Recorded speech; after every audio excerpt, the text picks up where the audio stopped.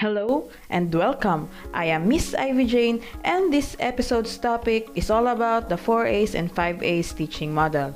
But first, let us find out what is a teaching model. Effective teachers use the variety of instructional teaching strategies or models of teaching. They select approaches that fit the needs of their students. To effectively select the proper approach, teachers must understand the educational theory and conceptual framework behind the approaches. In the book Models of Teaching, Joyce, Whale, and Calhoun present a basic families of teaching models which have been presented within a given theory. A model of teaching is a plan or pattern that can be used to shape curriculums or long-term courses of studies, to design instructional materials, and to guide instruction in the classroom and other settings. The main functions of models of teaching are: first, designing curriculum or course of study; second, guiding teachers' activities; third, development and selection of instructional materials; fourth, development of teachers' repertoire; fifth, help students in effective learning. Traditionally, models of teaching are presented by a broad array of teaching systems. Each system contains a distinctive philosophical foundation or theory of learning based on the related pedagogical methodologies. More specifically, each model of teaching describes teachers' and learners' roles, guides the instructional delivery, considers assessment techniques, and provide information for the future lesson. Now, are you curious about the 4A's and 5A's lesson plan and how to do it? In this video, we will dig deeper on what is it all about. Lesson plans are an important part of teaching. They are written plans of what a teacher will do in order to achieve the goals during the school day, week, and year. Typically, lesson plans follow a format that identifies goals and objectives, teaching methods, and assessments. These basic components can be modified in many ways depending on the specific student and teacher needs. Before, a lesson plan model focuses on four main concepts, each necessary for student success, by identifying how they would be used in instructional practices. Teachers ensure that they front and center. Let us find out what is the difference between 4A's and 5A's teaching model. The four components of 4A's are activity, analysis, abstraction, and application. Including the components of 4A's, 5A's has one more A, which is the assessment. These somewhat broad categories, which we will narrow down in a bit, allows teachers to make sure the students are ready to learn. So, when do we use 4A's and 5A's lesson plan? You use it especially when your lesson is learner-centered. What do you mean by learner-centered? This is when you want your students to create their own ideas in order for them to learn the new lessons during your discussion. And during the learner-centered lesson, teachers will only serve as a facilitator. The 4A's and 5A's lesson plan is applicable to all subjects, as long as your lesson is learner-centered. Preparing daily lesson plan is part of the teacher's core function as they are the facilitator of learning inside the classroom. It is the roadmap of the teacher. It contains the steps for the teacher to do to teach a particular topic. Here is the outline of a 4A's and 5A's lesson plan. We can get or look for the objectives in the K-12 curriculum guide. There are two components under the objectives. These are the content standards and the performance standards. According to the DepEd Order 8 Series of 2015, a content standard is identified and set the essential knowledge and understanding that should be learned. They cover a specified scope of sequential topics within each learning strand, domain, theme, and component. Remember that the content standards answered question, what should the learners know? If we are going to narrow it down, the content standard is like the cognitive objective in our old lesson plan format. So after the content standards, we have the performance standards. When creating your own performance standards, you should always consider what can learners do with what they know. How well must learners do their work? How well students use their learning or understanding in different situations? How do learners apply their understanding in real-life context? And what tools and measures should learners use to demonstrate what they know? After the objectives comes the second part of the lesson plan, which is the content. Here in content, you will automatically put the title of your lesson. And under that is the learning resources, where you put the references you've used, like the pages of your topic in the curriculum guide and the code, the TG or the teacher's guide, LM or the learner's materials, which is the textbook, and the additional materials like LR portal. Besides from the references, what are the other materials did you use? Here in the other learning resources, you will indicate the other materials you use like charts, tar papel, meta cards, activity sheets, and video clips. Always remember to put the URL of the videos you use in your lesson plan. On the procedure, there are 3 big parts of the lesson plan: the before the lesson, during the lesson, and after the lesson. The first one is the before the lesson. We start on the preliminary activity. Here, we conduct the drill and review. If you are teaching mathematics, I suggest you use the 4 basic fundamental operations for the drill. Like for Monday is for addition, Tuesday is subtraction, Wednesday is multiplication, and Thursday is for division. In review, we make connections between the prior knowledge of the students with the new lesson.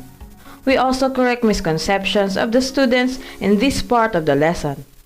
This is one way of assessing students' knowledge. It is also included in the preliminary activity on stating to the students on what are the lesson for that day. Remember that the objectives are not only for the teachers, but also for the students. They should be aware on what is their target for that day. Lesson plan is the Bible of the teachers. You cannot teach without your lesson plan. So, if you don't know how to make lesson plan, that means that you are not ready in entering your class. A responsible teacher have to create her or his lesson plans ahead of time. Let us now move with during the lesson or the lesson proper. Activity should activate prior knowledge that will link them to the previous lesson. This activity also serves as springboard to new learning. What is prior knowledge? It is a knowledge that they already knew, or also called as the stock knowledge or the background knowledge. It simply refers to the tapping into the student's previous experiences with the topic. For example, if the new learning is oceanic life, a teacher could activate students' prior knowledge by connecting other life forms they've studied, or ask the students to share the experiences about the ocean. We can do different ways on the activity. We have the individual or group reflective assessment activity, group discussion, simulations or role play, gallery walk, making products or models, problem solving, or playing a game. Make sure that your instructions to the students are clear before they do the activity. As much as possible, the type of the activity that we are going to execute should be new to the students, activities that they are not yet experienced before. The second A is analysis. As a teacher, you look at what is or are important in the activity that will lead into the concept to be developed. This is the part of questioning. You are going to find out what are the learnings of the students that are connected to the lesson. In this part of the lesson plan, you should have a constructed questions that will guide the students towards the concepts to be developed. You can start with effective questions like, how did you find the activity? What did you realize about yourself while doing the activity? As much as possible, you should involve most or all of the students in questioning to know if all the learners are following the lesson. In the analysis part, the whole class discuss, analyze, reflect upon, look at the experience during the activity part. For example, how did you come up with the right answers? What did you do? You can also ask the students like, what problems or issues seem to occur over and over?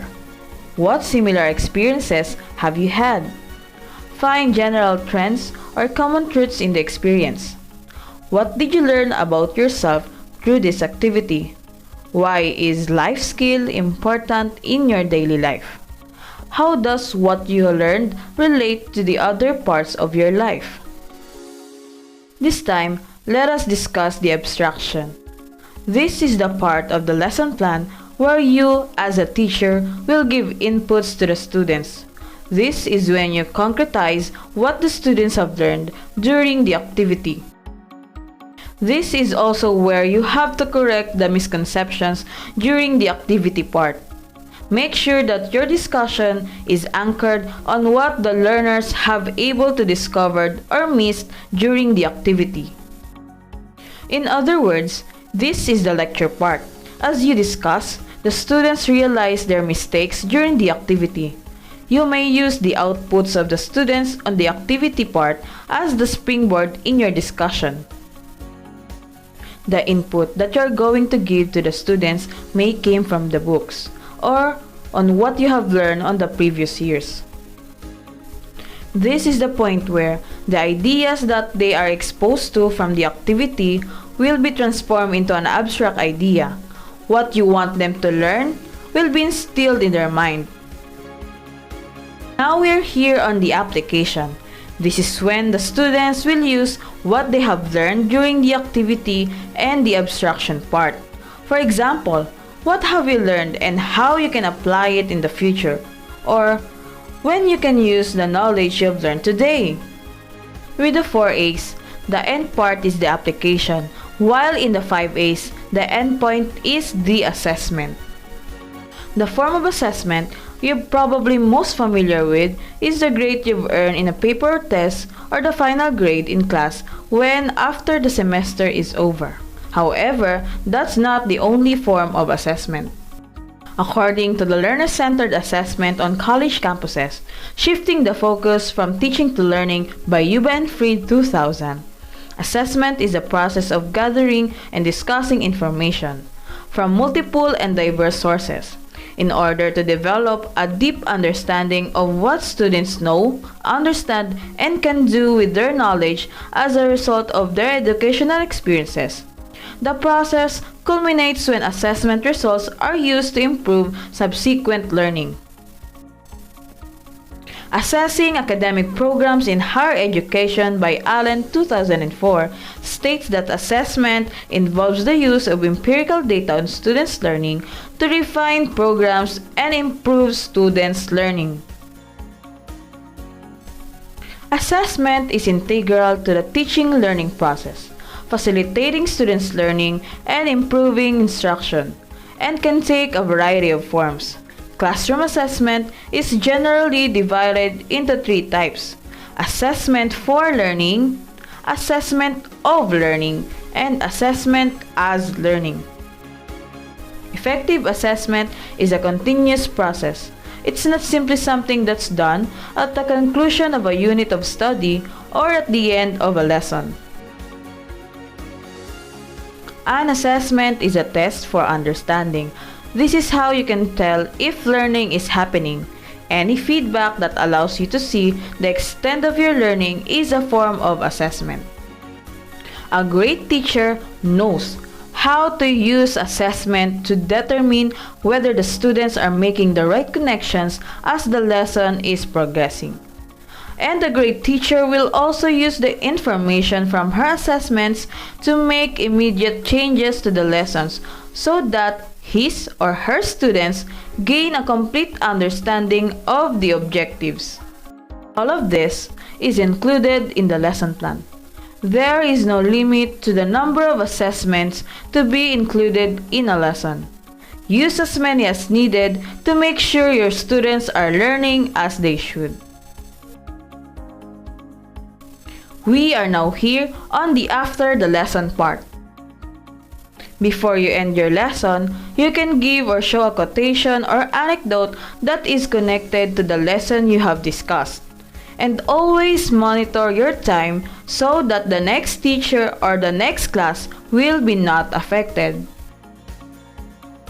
In your evaluation, this must not be tricky. Here is where we can see the teacher's art of questioning.